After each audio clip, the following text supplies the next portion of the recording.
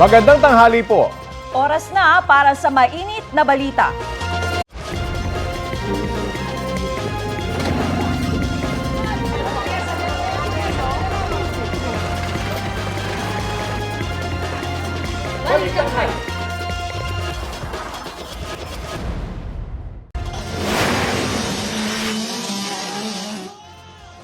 Nahuli ka magpagsemplang ng motocross rider na yan sa isang kompetisyon sa Barangay Suwan, Davao City. Nadaganan pa siya ng kasunod niyang motorsiklo. Ang iba pang detalye, ihahatid namin maya-maya lang.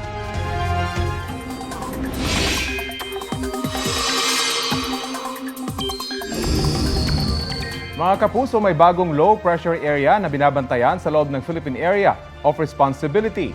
Namataan iyan ng pag-asa 365 kilometers east-southeast ng General Santos City. Nakapaloob ang nasabing LPA sa Intertropical Convergence Zone na nagpapaulan ngayon sa Mindanao. Sa ngayon, mababa ang tsansa nitong maging bagyo dahil nasa bandang kalupaan na ito. Posible itong malusaw sa susunod na 1.5 araw habang nasa bahaging Southern Mindanao. Pero asahan pa rin ang pag-uulan sa Mindanao dahil sa ITCZ. Easterlies naman ang nagpapaulan o magpapaulan sa ilan pang panig ng bansa lalo sa Aurora, Quezon, Bicol Region at Eastern Visayas. Posible raw na tumakbo sa pagkasenador si dating Pangulong Rodrigo Duterte at kanyang 2 anak. Ang usapin, lumutang sa gitna ng nakaambang imbitasyon ng Kamara sa dating Pangulo kaugnay sa pagdinig sa drug war noon ng kanyang administrasyon. Balitang hatid ni Tina Panganiban Perez. Sa pagharap nila sa pagdinig sa Kamara, emosyonal na nagkwento ang ilang namatayan ng kaanak sa drug war ng Administrasyong Duterte. Wawa ng mga anak ko yun, Ulol. Mabait yung anak ko. Sinisigaw po siya, aray, aray. Nangihingi siya ng tulong. Wala po kaming magawang mga anak niya. Pagkakaalam ko po, nagkamali sila ng bahay na pinasok kasi may pangalan silang hinahanap. Iimbitahan na ng komite sina dating Pangulong Rodrigo Duterte at dating PNP Chief at ngayon Senador Bato de la Rosa. Pati si dating Senadora Laila de Lima na nagsimulang mag-imbestiga ng extrajudicial killings noon pang chairperson siya ng Commission on Human Rights. Kinukuha pa namin ang panig ng dating Pangulo. Ang dating Pangulo, plano raw tumakbo sa pagkasenador ayon kay Vice President Sara Duterte. Gayon din ang mga kapatid niya na sina Davao City 1st District Representative Paulo Duterte at Davao City Mayor Sebastian Duterte. Sabi ni VP Sara, ito ang napag-usapan nila ng kanyang ina. Lahat sila raring na tumakbo Si PRD, Senator. Yung kuya ko, si Paulo Duterte, yung congressman ngayon, Senator. Si Sebastian Duterte. At ang napag-uusapan daw nilang tatakbo bilang presidente sa 2028 elections. Ang ingon sa ko ang mama nga kung Mahmoud Kuno, dagan mo presidente. Si VP Sara naman, posible umanong bumalik bilang alkalde sa Davao City. Ang ingon sa ko ang mama, magbalik daw ko sa Davao nga mayor. Kailan ka babalik sa Davao, mayor? Pag-uusapan namin. Tila iniwasan naman ng bise ang tanong kung siya na ba ang mukha ng bagong oposisyon, gaya ng sinabi ng dating opisyal ng Duterte administration. In effect, political opposition na yun. Sa ngayon, sir, nakatutok tayo sa transition ng Department of Education from me to the new secretary, and after that, pag-uusapan namin sa Office of the Vice President, paano pa hanapin yung mga underserved communities natin para magsuporta kami sa iba't ibang opisina ng gobyerno para pagbigay ng mga proyekto. Tinanong din ng bise tungkol sa sugat sa kanang bahagi ng kanyang leeg, nakita sa ilan niyang public appearance. Sara! Unsa lang sa imong lihok? Sinubukan nila akong igurgur pero hindi sila nagtagumpay. Ang tinutukoy niya ay laslas sa Tagalog o slash sa Ingles. Pero hindi binanggit ng bise kung sino ang sumubok manggorgor o lumaslas sa kanya. Tinanong ako kung ano yung sugat na nasa leeg ko at sinabi ko na sinubukan nila akong igurgur pero hindi sila nagtagumpay. Sino ba yung sinabi ko? Silang lahat. Tina Panganiban Perez, nagbabalita para sa GMA Integrated News. Kaugnay pa rin sa pagdinig ng Kamara sa drug war, sinabi ni Noy PNP Chief at ngayon Senador Ronald Bato de la Rosa na hindi siya dadalo sa hearing. Sa panayam ng unang balita, iginit ni de la Rosa na kailangan niyang sundin ang payo sa kanya ng Senate President Chis Escudero kaugnay niyan. Sabi raw ni Escudero, hindi kailangang dumalo ni de la Rosa sa hearing dahil paglabag ito sa interparliamentary courtesy o ang tradisyong hindi pakikialam ng Senado at Kamara sa trabaho ng isa't isa. Sakali namang dumalo si dating Pangulong Rodrigo Duterte na iimbitahan din sa hearing, kukonsulta raw ulit si de la Rosa kay Escudero para masamahan sa hearing ang dating Pangulo. Sa ibang balita, nakakatanggap ng refund o makakatanggap ng refund ng halos 4,000 customer ng Maynilad sa Caloocan sa Hulyo. 530 pesos and 60 centavos ang halaga ng refund ayon sa Metropolitan Waterworks and Sewage System Regulatory Office. Bahagi yan ng mahigit 2 milyong pisong multang ipinataw sa Maynilad dahil sa mababang kalidad ng tubig sa ilang barangay sa Caloocan. Batay sa random sampling noong November hanggang December 2023, nakitaan ng mataas na coliform level ang tubig sa isang sampling site sa Caloocan. Safe to drink pa rin naman daw yan dahil hindi galing sa dumi ng tao o hayop ang nakitang coliform. Paliwanag ng Maynilad, posibleng nakontamina ang tubig nang mawala ng water pressure ang kanilang linya roon. Nagsasagawa na raw sila ng pipe flushing, pinalitan ng mga sirang tubo at ipinasara ang mga iligal na koneksyon ng tubig. Samantala, pabor ang ilang suki ng LRT Line 1 sa paglalagay ng safety barrier sa mga istasyon matapos mahulog sa riles ng isang babae na nawalan ng malay. Balitang hatid ni EJ Gomez. Si Jay madalas sumakay ng tren, kaya nagulat daw siya sa insidenteng nangyari kahapon. Kung saan nahulog sa riles ng LRT1 ng isang babae matapos daw mawalan ng malay base sa ibinigay na impormasyon ng live-in partner ng biktima sa pulisya. Kaya kung sakali, pabor siyang lagyan ng barrier ang mga istasyon. Oo, mas maganda para safety yung mga mananakay. Dapat din dagdagan yung mga security guards para mas lalong manatiling safety yung mga taong bayan. Si Leo naman, kapakanan ng mga batang pasahero ang iniisip. Mas maganda po kung may harang para iwas aksidente po. Para rin po sa mga mga bata. Baka mawala sa isip ang bata, biglang tumakbo. Sabi naman ng first timer sa LRT1 na si Susan, dapat ding maging responsable ang mga commuter. Kahit nalagyan o hindi ang barrier ng LRT, okay lang po sa akin, basta mag-ingat na lang po. Maging responsable yung mga pasahero din po tayo. Patuloy daw binibigyan ng atensyong medikal sa Jose Reyes Memorial Medical Center ang biktima.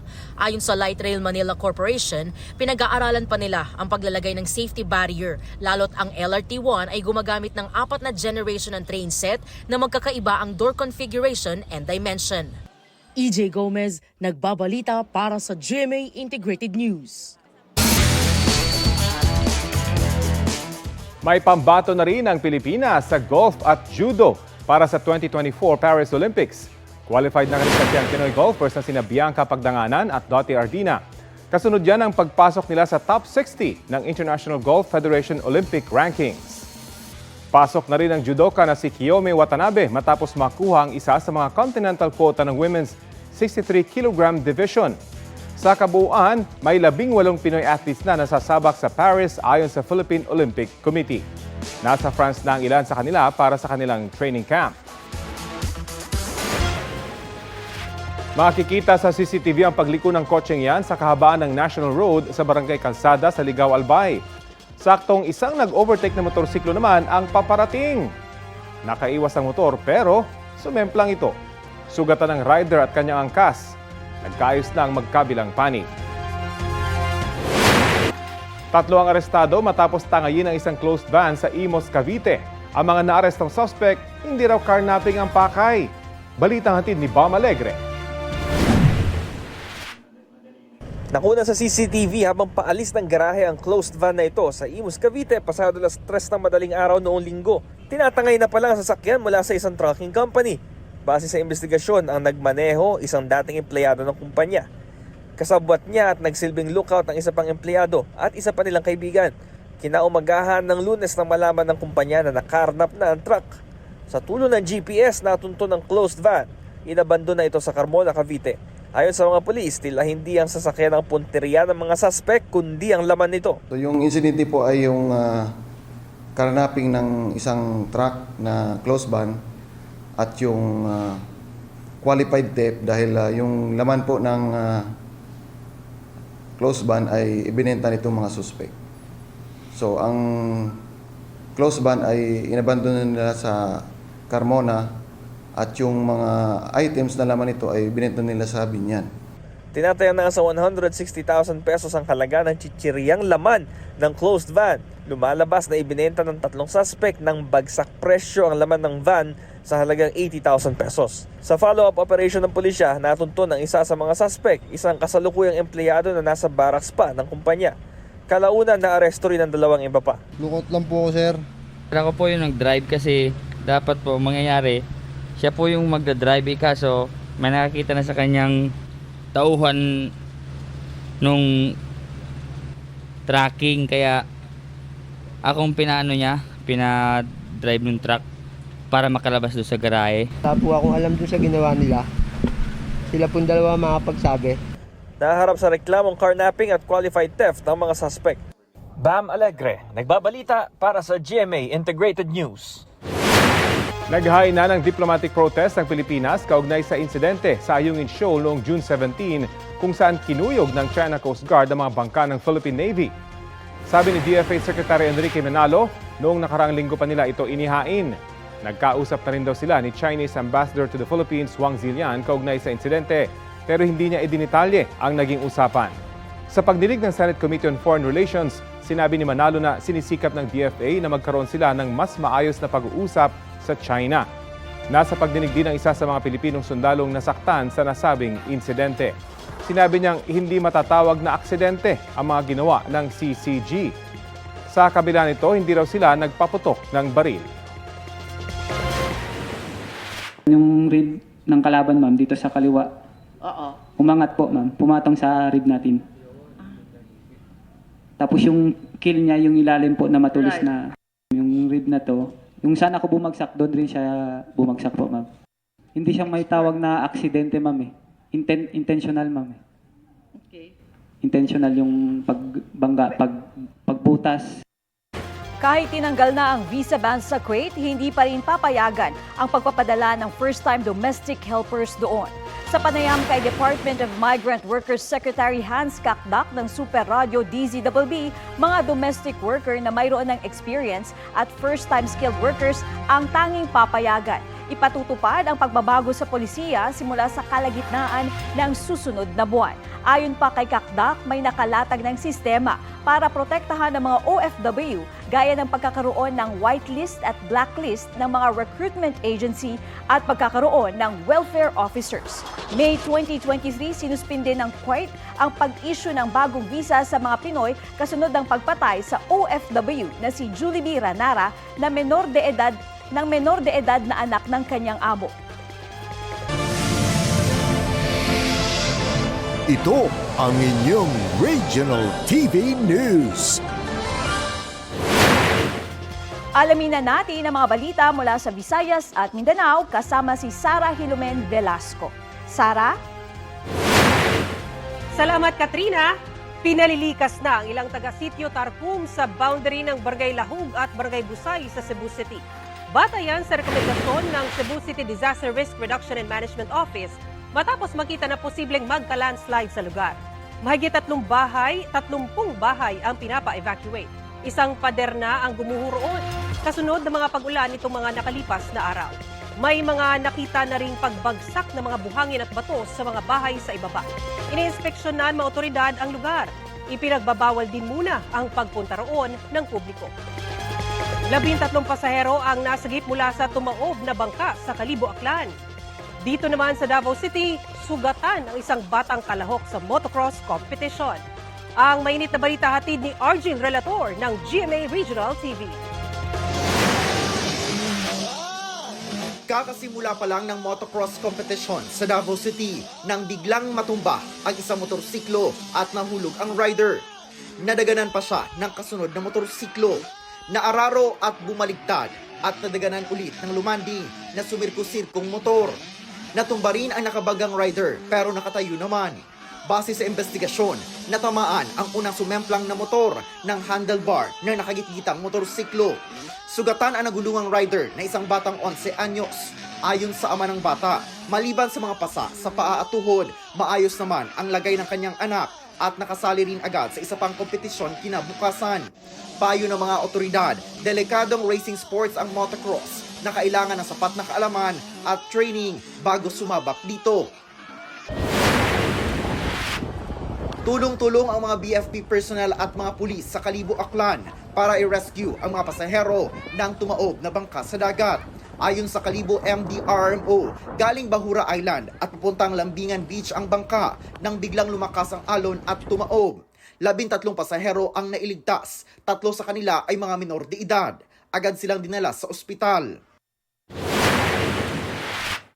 Naharang ng Naval Forces Western Mindanao sa Tawi-Tawi ang 15 nagtangkang pumuslit papunta ng Sarawak at Sabah, Malaysia. Gagamit sana ng backdoor channel ang 6 na babae at 9 na lalaki. Base sa investigasyon, pinakakuan sila ng trabaho sa Malaysia. Pero nasuriin ng mga otoridad, wala silang mga legal na dokumento. Galing pa umano ang mga naharang na tao sa iba't ibang lugar sa Zamboanga Peninsula, Basilan, Sulu at Tawi-Tawi area. Dinala na sa Ministry of Social Welfare and Development Office ang mga iniligtas upang isailalim sa counseling and stress debriefing. Nanawagan ang otoridad na huwag basta-basta maniwala sa mga nangangako ng trabaho, lalo na mga walang sapat at legal na dokumento.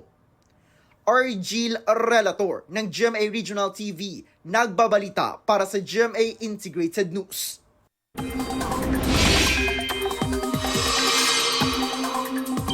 Naglagay na ng mga sandbag sa paligid ng Ferry Station 4 sa Malabon, Navotas River bilang pangontra sa pagtaas ng tubig tuwing high tide. Hindi pa rin kasi naayos ang nasirang floodgate sa Navotas dahil sa pagpilit ng isang barge na dumaan doon kahit low tide. Hanggang ngayon, hindi pa maitaas at nananatili lang nakabukas ang floodgate. Apektado ang Malabon na katabing lungsod ng Navotas. Dahil naman sa inaasahang pag-uulan ngayong araw, itinaas ang babala ukol sa posibleng baha sa ilang panig ng Calabarzon, Bicol Region, Eastern Visayas, Northern Mindanao, Davao Region, Caraga at BARMM. Ayon sa Pag-asa, tatagal ang General Flood Advisory sa mga nasabing lugar hanggang alas 6 ng hapon. Ang pag-uulan sa bansa ay epekto ng Intertropical Convergence Zone at ng easterlies. Ngayong ganap na ang kanyang kalayaan, gusto raw ni dating Senadora Laila de Lima na tumulong sa mga biktima ng drug war ng Duterte administration. Balita hatid ni Sandra Aguinaldo. Hulihin nyo na ako ngayon! Kung yan naman talaga gusto nyo, ikulong nyo na ako ngayon! 2017 ang sampahan ng 3 kaso sinuoy Senadora Laila de Lima dahil sa umano'y pakikipagsabwatan sa mga drug lord sa Bilibid sa kalakaran sa droga nung siya ay Secretary of Justice. Matapos ang 7 taon, dismissed na ang lahat ng kaso. I feel so at peace and I feel, yung nakakahinga na ako ng maluwag ngayon. Malaya na si De Lima pero marami pa raw siyang gustong gawin. Isa raw sa pinag-aaralan niya at kanyang mga abogado ay kung paano pananagutin sina dating Pangulong Rodrigo Duterte, dating Justice Secretary Vitaliano Aguirre at iba pang nasa likod ng mga kaso. Yung mga nag-operate sa akin kasi inoperate nila ako. Diba? And pinilit nila yung mga believed witnesses ng mga inimbento lang yung mga kwento tungkol sa pagkakasangkot sangkot ko di umano sa illegal drug trading inside the Bilibid. Ang mga akusasyon laban sa kanya nakaapekto raw sa kanyang imahe, kaya sisikapin daw niyang marinig ng publiko ang kanyang panig. May nilinaw rin ang dating senadora kaugnay sa kanyang dating bodyguard na si Ronnie Dayan na minsan na niyang inaming nakarelasyon niya noon. Co-accused ni De Lima si Dayan sa drug cases na napawalang sala na rin. Ang masasabi ko lang is that walang kaugnayan whether ako o si Ronnie Dayan sa illegal drug trade. Kasi pinalabas nila, naging bagman ko, siya yung naging binibigyan ng, pag nagbibigay ng pera, pinapadaan, parang gano'n ang mga istorya nila. Walang-wala po yan. Pero yung findings nga ng court, talagang hindi nila napatunayan yung conspiracy. I think naging strategy nila yan para mas maraming taong maniniwala na involved ako sa droga pag ipalabas nila na masama akong babae. Ang US State Department ay kinatuwa ang pagkaka-acquit ni De Lima sa mga kaso na tinawag nilang politically motivated. Sabay sulong na resolbahin ng Pilipinas ang mga katulad na kaso. Hinamo naman ng grupong Amnesty International ang Administrasyong Marcos na imbestigahan ang mga responsable sa mga walang basehang alegasyon laban kay De Lima.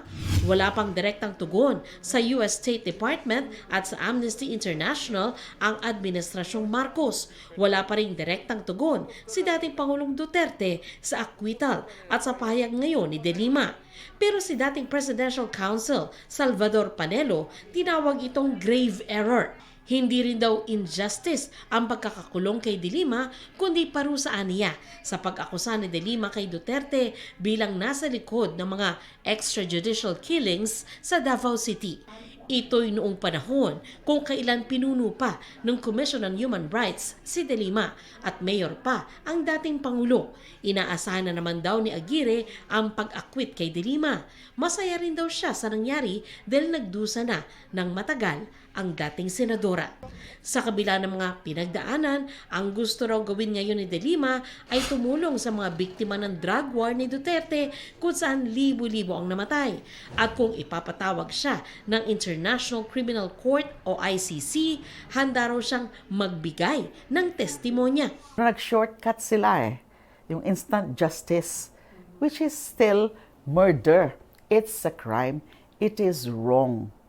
It's a violation of the right to life, which is the most basic human right. Gusto niyo po bang makita sa kulungan si former President Duterte? Yan ang paraan para mapanagot siya. I-prosecute at ipakulong. Panawagan ni De Lima sa Marcos administration, pag-isipan ang posisyon nito na hindi makipagtulungan sa ICC sa investigasyon nito sa Duterte drug war. Hindi naman daw pagsuko sa soberanya ng bansa ang pakikipag-ugnayan sa ICC. You're not really surrendering in the fundamental sense of the word, yung sovereignty ng Pilipinas. Meron ka dapat, may obligasyon ka bilang state party. May mga kakulangan siyempre ang ating justice system. Ang mga napapanagot lang, at least in those limited number of cases, are the low-level perpetrators, the trigger men, but not the mastermind. Walang nag-iimbestiga kay Mr. Duterte tsaka kay now Senator Bato de la Rosa. And yun ang focus ng ICC. Sa ngayon, wala pa daw siyang planong tumakbo sa kahit anong posisyon sa 2025 midterm elections. Pero nagsisilbi siya ngayong spokesperson ng Liberal Party. Sandra Aguinaldo, nagbabalita para sa GMA Integrated News. Sa panayam ng unang balita, sinabi ni dating PNP Chief at ngayon Senador Bato de la Rosa na masaya siya sa paglaya ni dating Senadora Laila de Lima. Lahat daw ay may karapatan sa hustisya.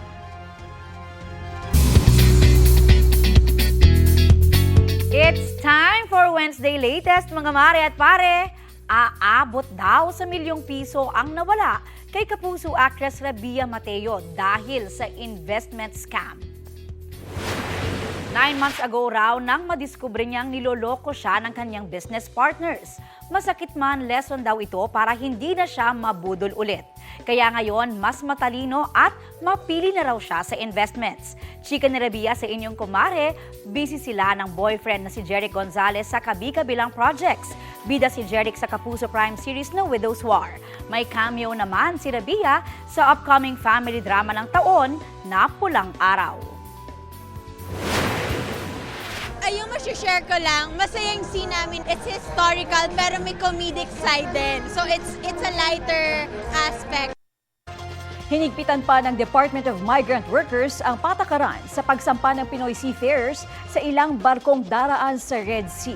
Balitang hatid ni JP Soriano. Walang tao, sir. Ilang araw matapos ang pag-atake na naman ng grupong Houthi sa isang barkong may mga tripulanting Pinoy sa Red Sea. Inanunsyo ng Migrant Worker Secretary ang pagbabawal sa pagsampa ng mga Pinoy sa ilang barkong dumaraan doon. Yan ay kung ang sasampahan ay sa mga kumpanyang may-ari rin sa tatlong unang barkong unang inatake ng grupo, ang MV Galaxy Leader, MV True Confidence at MV Tutor.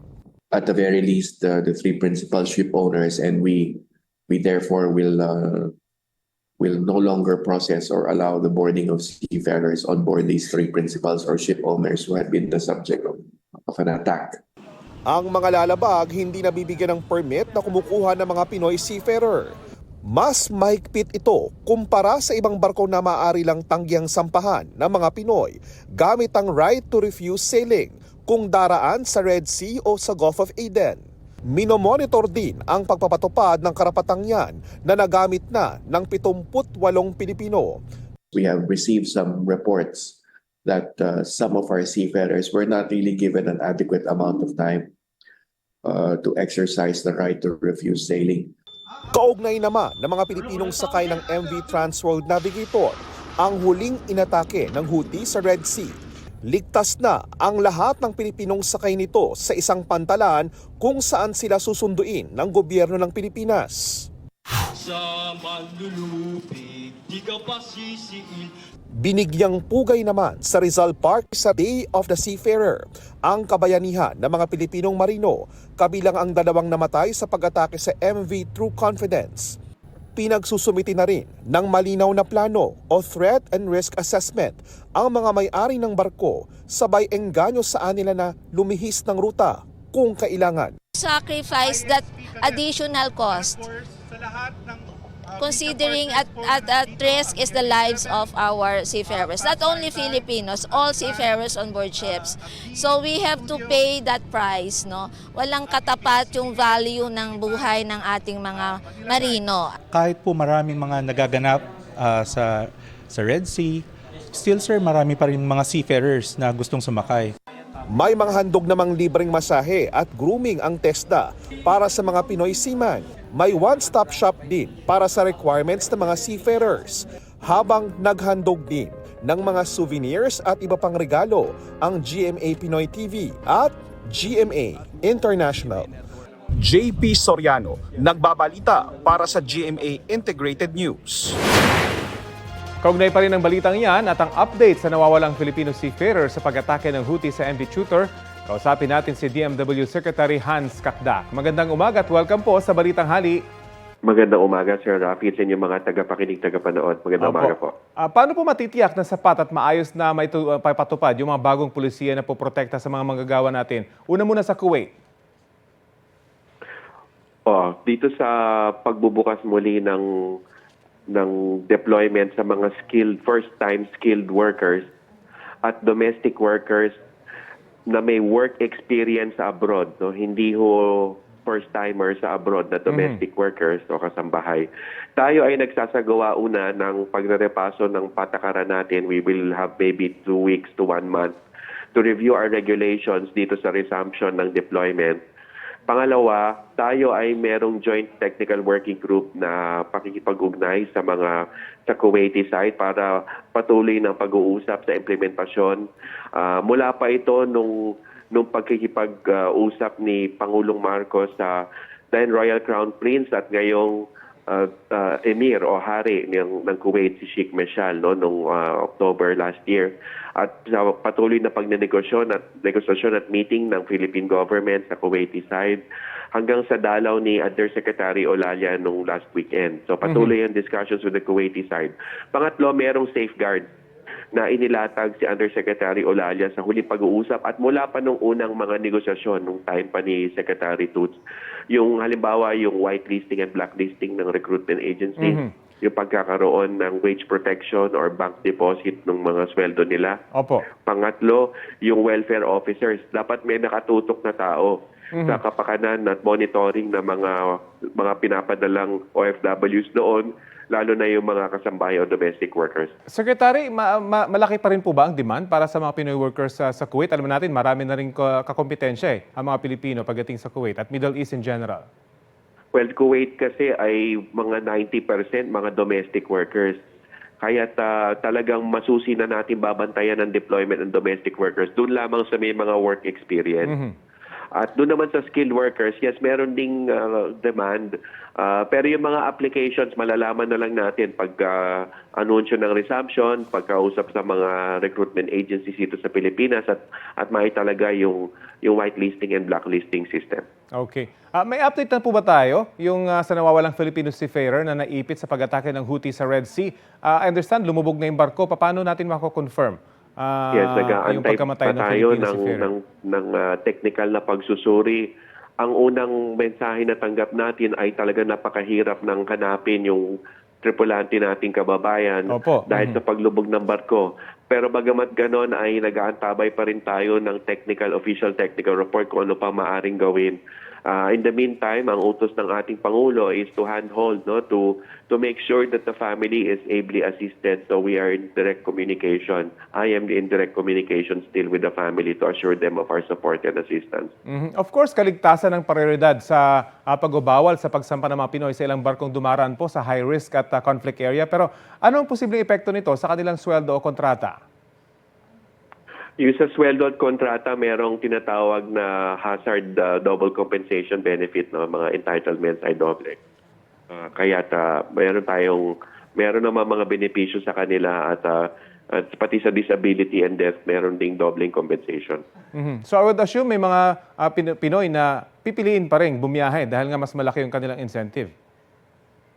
Well, hindi natin masisiguro kung anong intention nila, although syempre hindi mapapagkaila na ito ay posibleng factor. Pero kasi ito ay hazard pay, bunsod ng risks ng kanilang trabaho. So mauna yung protection nila doon sa sitwasyon nila sa trabaho bago pa man yung sa sweldo. Kaya ito nga, may tinatagal talaga tayong patakaran ngayon na doon sa mga principals or ship owners na naging biktima na ng pag-atake ng mga Houthi rebels ay hindi na natin pasasakayin ng mga tripulante Pilipino sa barko nila maglalayag pa doon sa Red Sea at Gulf of Aden.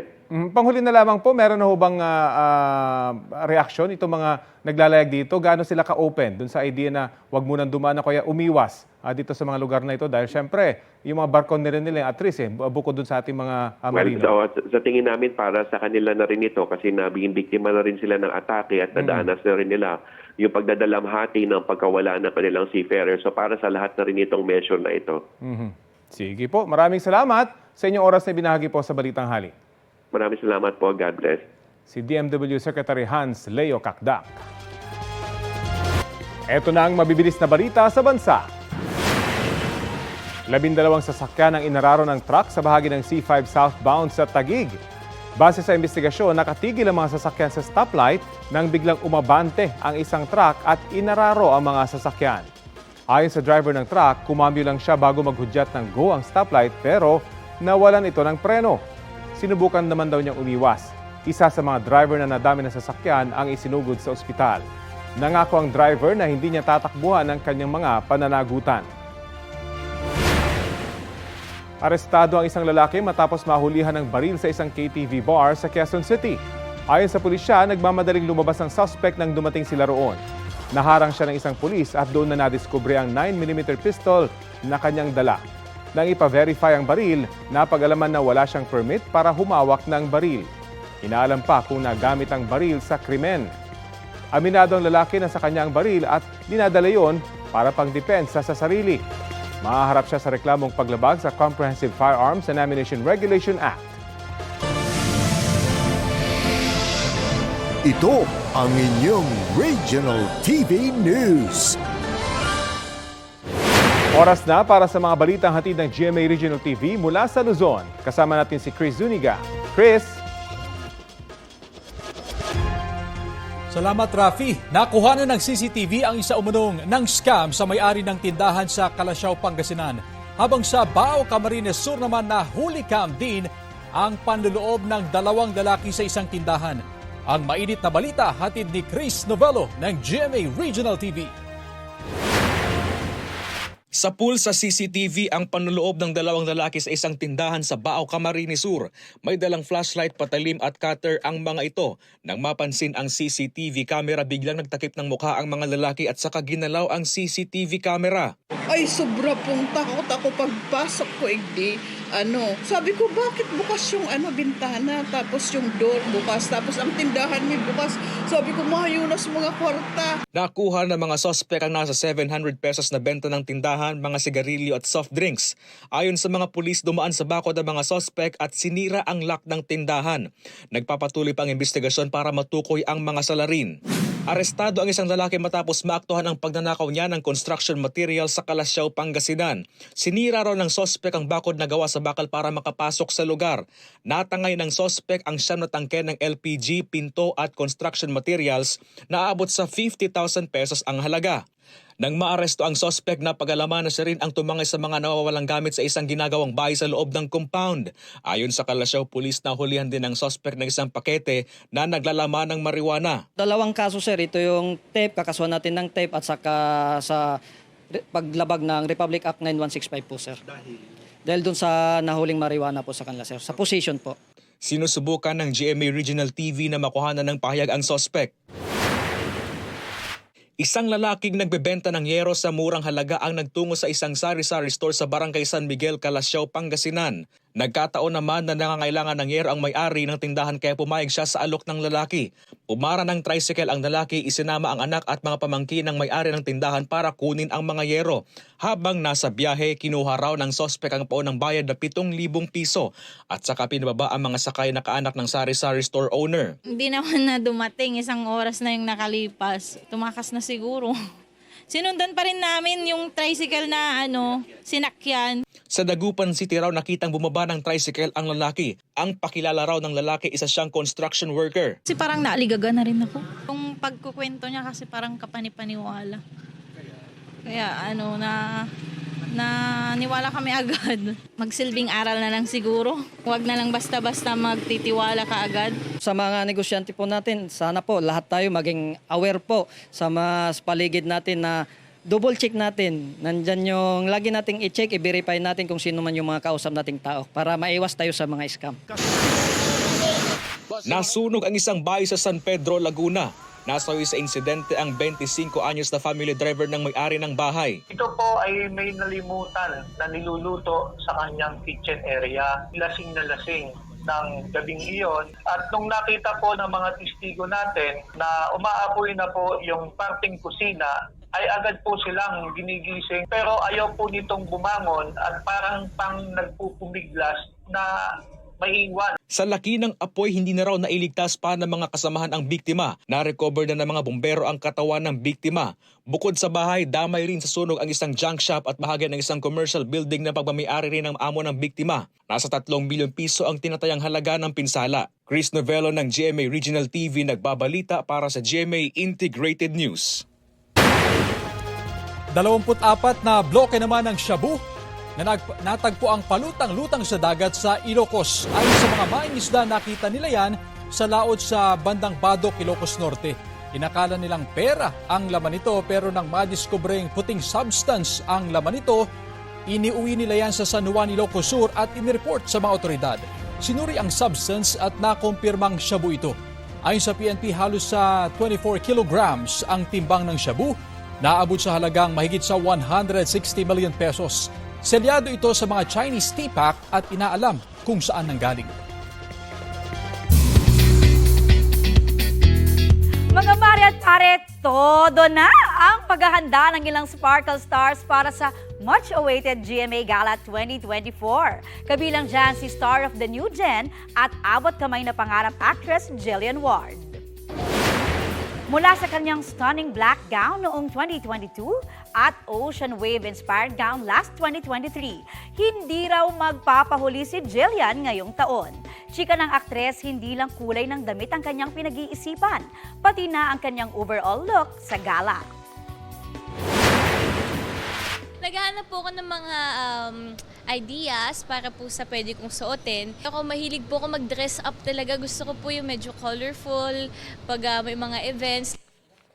Si Elijah Alejo busy na rin sa fitting ng kanyang gown na obra ng Filipino designer na si Jobs Estrella at stylist Reggie Cruz. Kwento ni Elijah, very excited na siya sa event. Nakasabay niya sa fitting si Jack Roberto na tinulungan pa siyang mag-document nito. In full prep mode na rin si The Clash 2023 Grand Champion John Rex para sa kanyang suit. Sina Joaquin Manansala at Kim Perez ready na rin sa gala.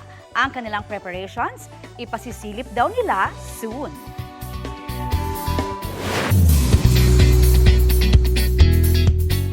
Mga mare at pare kong ARMY, get ready for something new from BTS member V. Kahit abala sa military enlistment, sinurpresa ng K-pop idol ang ARMY nang i-drop ang isang unexpected poster entitled Type 1. Sa official IG account ng Big Hit, makikita ang shirtless na si V habang nakasandal sa pader. Umaasa ang fans na isa iyong photobook o new music release mula sa K-pop superstar. Ito ang inyong Regional TV News. Nahagip ng treno isang garong o delivery tricycle sa Daraga Albay. Tumilapod pa ang garong at tumama sa nakaparadang pick-up sa gilid ng riles. Ligtas naman ang driver ng garong. Paliwanag niya, magdi-deliver sana siya ng tubig sa lugar at hindi niya napansin ang busina ng paparating na tren. Sabi ng PNP, tanggap ng driver ng garong at may-ari ng pick-up na walang pananagutan ng PNR sa insidente. Nagkasundo sila na sasagutin na lamang ng driver ng garong ang pagpapagawa sa pick-up. Arestado ang isang lalaki sa Talisay, Cebu matapos umanong mang-kidnap ng 2 bata. Sa CCTV video, kita na sinita ng traffic personnel ang kotseng yan matapos mag-counterflow. Sinubukan ng driver na bumalik sa kanyang lane pero nakabundol naman siya ng isang sasakyan. Pinahinto siya ng mga otoridad at doon na napansin ang 2 batang lalaki sa loob. Nang tanungin, inamin ng mga batang edad 6 at 7 taon na hindi nila kilala ang driver. Base sa investigasyon, itinakas ng sospek ang kotse mula sa isang repair shop.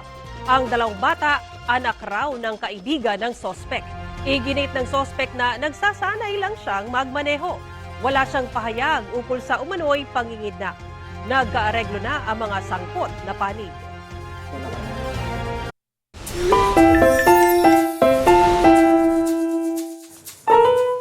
There's no place like home, sabi nga nila. Ganyan ang naranasan ng isang pamilya from Nevada. Sa pag-uwi kasi sa Pilipinas, mala VIP ang salubong sa kanila.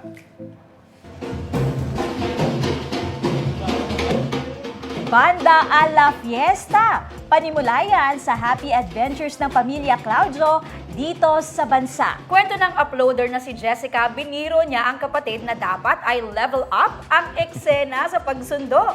Mukhang effective naman dahil napaidak sa tugtog ng banda ang hobby na si John. Sa pagbalik ng mag-asawa at 3 nilang anak sa Amerika, ay baon nila ang unforgettable experience. Viral online ang video with 1.8 million views. Trending! Pero medyo kulang Walang majorette. Yun. Dapat Walang may majorette. majorette. Dapat kinumpleto na. Oo. Ikaw ba, Aubrey, anong gusto mo pag-uuwi ka? Ay, parang ganyan. Pero kailangan may mga headdress sila. Ayun. At dapat may convoy pa uwi. Ano? Yes. Ito po ang Balitang Hali. Bahagi kami ng mas malaking misyon. Ako po si Rafi Tima. Sa ngalan ni Connie Sison, ako naman si Katrina Son. Kasama niyo rin po ako, Aubrey Carampel. Para sa mas malawak na paglilingkod sa bayan. Mula sa GMA Integrated News, ang News Authority ng Filipino.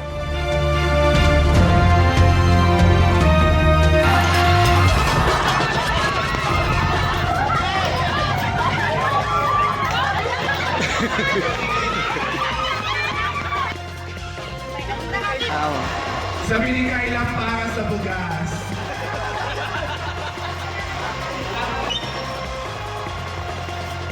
Kapuso, para sa mga maiinit na balita, mag-subscribe sa GMA Integrated News sa YouTube. Sa mga kapuso naman abroad, subaybayan nyo kami sa GMA Pinoy TV at sa www.gmanews.tv.